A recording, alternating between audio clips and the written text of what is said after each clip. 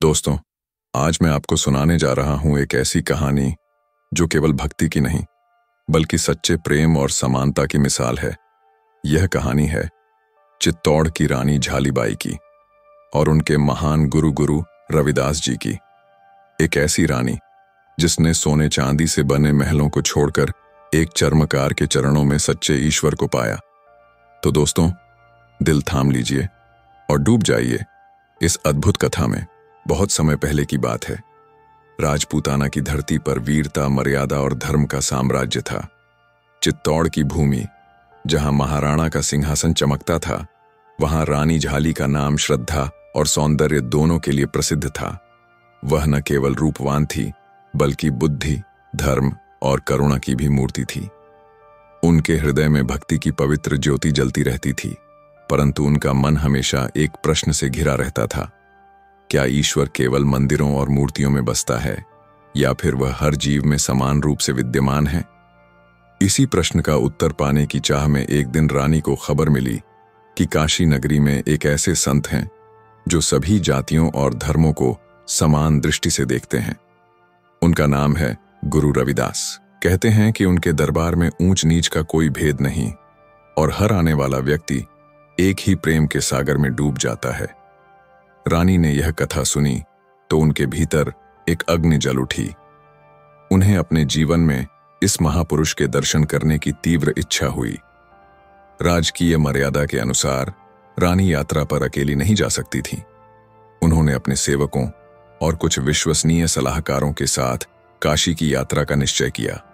वह अपने साथ सोने की मुद्राएं, चांदी के दान पात्र और कीमती वस्त्र लेकर चलीं, ताकि मार्ग में किसी को आवश्यकता हो तो वह सहायता कर सकें। यात्रा लंबी थी, पर रानी का मन एक ही लक्ष्य पर केंद्रित था, गुरु रविदास के दर्शन। जब रानी काशी पहुंची तो शहर की गलियां, मंदिर और घाट उनकी आंखों में बस गए।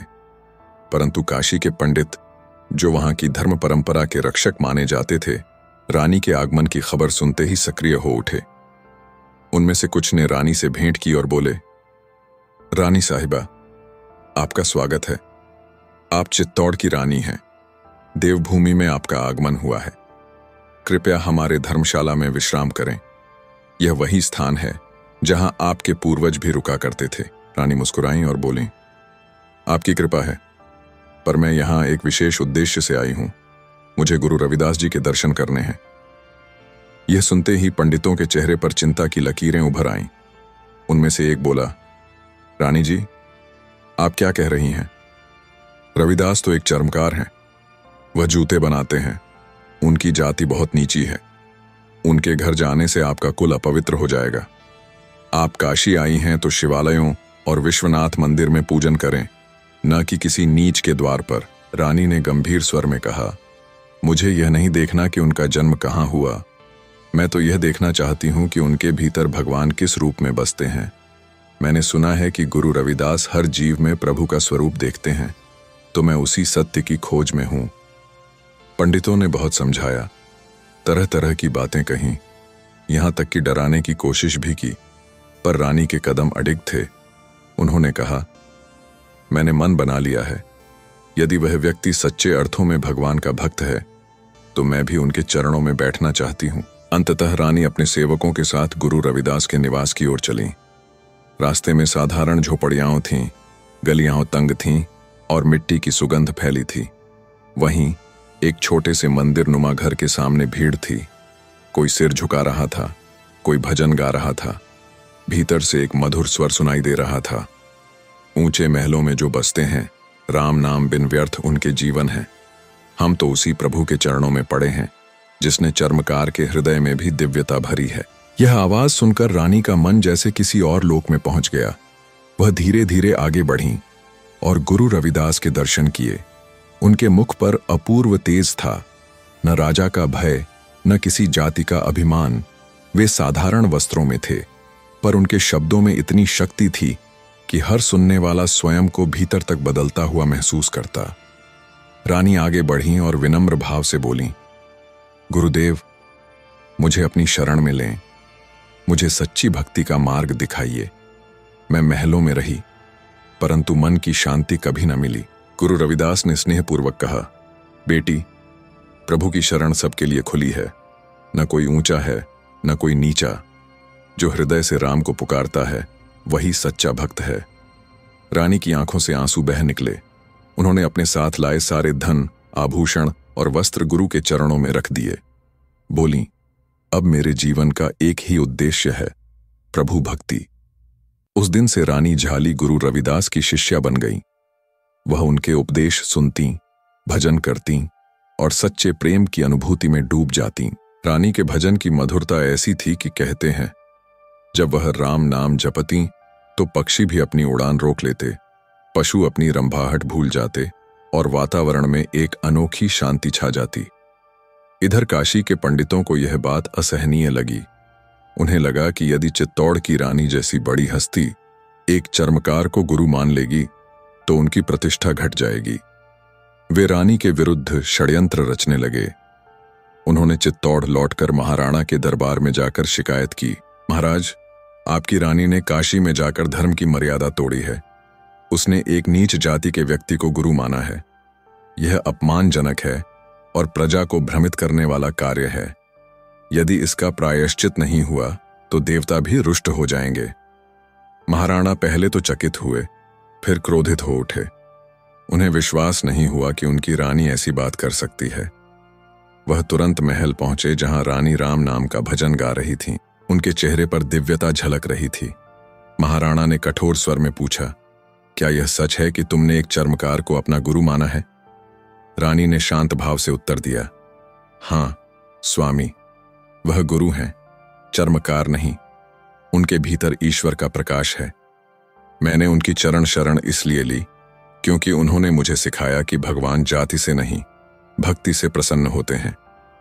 महाराणा ने कहा, रानी, यह उचित नहीं। तुम रियासत की मर्यादा की प्रतीक हो। पंडितों ने कहा है कि तुम्हें प्रायश्चित करना होगा। रानी की आंखों में दृढ़ता झलक उठी। बोली, मैंने कोई अपराध नहीं किया। जो व्यक्ति सभी में ईश्वर देखता है वही सच्चा ब्राह्मण है। ये पंडित केवल दान के भूखे हैं, धर्म के नहीं। आप उन्हें कह दीजिए कि मैं अपनी भक्ति से पीछे नहीं हटूंगी, चाहे संसार कुछ भी कहे। महाराणा कुछ क्षण मौन रहे। उन्हें अपनी रानी का जोश देखकर आश्चर्य हुआ।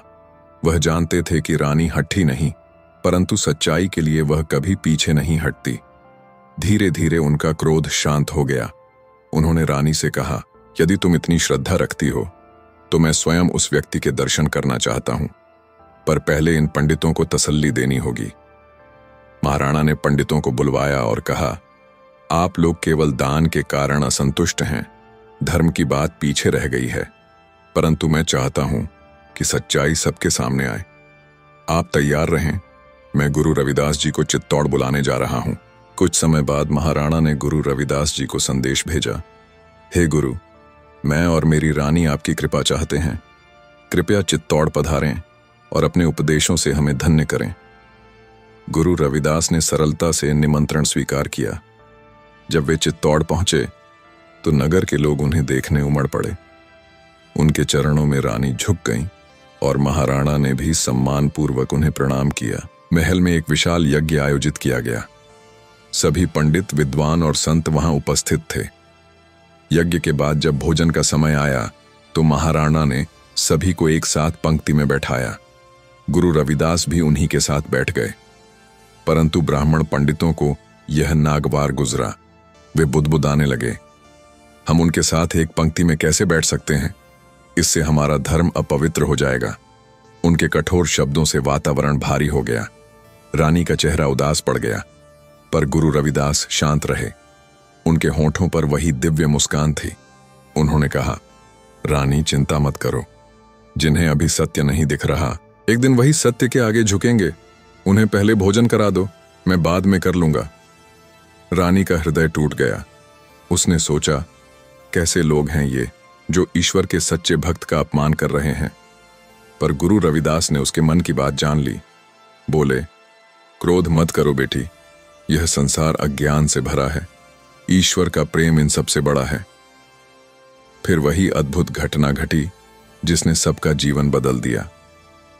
जब ब्राह्मणों ने भोजन शुरू किया तो उन्होंने देखा कि उनके साथ साथ हर पंक्ति में गुरु रविदास ही बैठे हैं। हर ब्राह्मण के सामने वही चेहरा, वही मुस्कान। किसी ने आंखें मली, किसी ने पानी छुआ, पर दृश्य नहीं बदला। सब स्तब्ध रह गए। उनमें से एक बोला, यह कोई माया नहीं, यह प्रभु की लीला है। हमसे बड़ी भूल हुई है। सभी ब्राह्मण उठ खड़े हुए, गुरु रविदास के चरणों में गिर पड़े और बोले, गुरुदेव, हमें क्षमा करें। हमने आपको केवल जन्म से आंका, आपके भीतर बसे भगवान को नहीं देखा। गुरु रविदास ने मुस्कुराते हुए कहा, क्षमा मांगने की आवश्यकता नहीं। जब मन का अंधकार मिटता है, वही सच्ची पूजा होती है। उस दिन चित्तौड़ के महल में भक्ति का सागर उमड़ पड़ा। महाराणा ने गुरु रविदास जी को सिंहासन समान आसन दिया। रानी के चेहरे पर असीम आनंद था। उसने कहा, आज समझ आया कि सच्चा कुल, सच्चा धर्म और सच्चा गौरव वही है जो प्रभु के प्रेम में समा जाए। गुरु रविदास ने अपना हाथ उठाया और कहा, राजन, ईश्वर का प्रेम केवल मनुष्य के भीतर नहीं, हर जीव में है। ऊंच नीच का भ्रम मिटा दो, क्योंकि जो दूसरों में ईश्वर नहीं देखता, वह स्वयं से भी दूर है। उसके बाद गुरु रविदास कुछ दिनों तक चित्तौड़ में रहे। उन्होंने कई सत्संग किए, जिनमें उन्होंने कहा, संसार का सबसे बड़ा बंधन जाति नहीं, अहंकार है। जो उसे तोड़ देता है, वही मुक्त होता है। रानी झाली ने महल का एक भाग सत्संग भवन में बदल दिया। वहां रोज भजन कीर्तन होने लगे। जब भी वह राम नाम गाती, पूरा महल गूंज उठता। महाराणा भी अब अक्सर उनके साथ बैठते, गुरु रविदास के उपदेशों को याद करते। काशी के वे पंडित जो पहले ईर्ष्या से भरे थे, अब उसी भक्ति के आगे नतमस्तक हो गए। उन्होंने समझ लिया कि प्रभु केवल पूजा में नहीं, सच्चे प्रेम में निवास करते हैं। समय बीता, पर चित्तौड़ की यह कथा अमर हो गई। रानी झाली, जिसने राजसी वैभव त्याग कर सच्ची भक्ति को अपनाया, और गुरु रविदास, जिन्होंने संसार को यह सिखाया कि ईश्वर सब में समान है। यह कथा आज भी याद दिलाती है कि भक्ति का मार्ग जाति, कुल या पद से नहीं, बल्कि हृदय की सच्चाई से शुरू होता है। गुरु रविदास के शब्द आज भी गूंजते हैं, मन चंगा तो कठौती में गंगा, क्योंकि जहां प्रेम है, वहीं भगवान है। अगर आपको यह भक्ति प्रेरक कथा पसंद आई हो तो वीडियो को लाइक करें, चैनल को सब्सक्राइब करें और कमेंट में जय गुरु रविदास जी लिखकर अपनी श्रद्धा जरूर व्यक्त करें। भक्ति की ऐसी और अनमोल कहानियां सुनने के लिए बेल आइकॉन दबाना न भूलें। जय गुरु रविदास जी।